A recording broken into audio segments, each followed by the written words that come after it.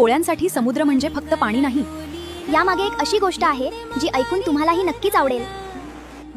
एकेकाळी गोविंदा नावाचा एक मच्छीमार राहत होता. समुद्रच त्याचा देव होता. तो रोज मासेमारीला जाण्याआधी समुद्राची पूजा करत असे. श्रावण महिना सुरू होता आणि प्रचंड पावसामुळे समुद्र खवळला होता. समुद्राचं रौद्र रूप पाहून सगळे कोळी भयभीत झाले. आपण सगळ्यांनी मिळून समुद्राची पूजा करूया. गावातले सर्व मच्छीमार एकत्र आले.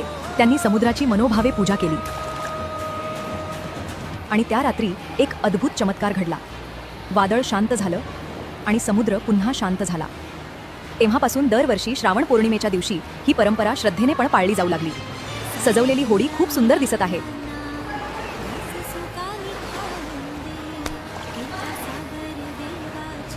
आणि समुद्र देवतेप्रती कृतज्ञता व्यक्त करत समुद्राला नारळ अर्पण केला जातो. समुद्र देवतेला मानाचा मुजरा. आपल्या सगळ्यांना नारळी पौर्णिमेच्या हार्दिक शुभेच्छा. मला ही प्रत्येक सणामागची गोष्ट आणि छान छान रेसिपीज जाणून घ्यायच्या असतील तर आम्हाला नक्की फॉलो करा.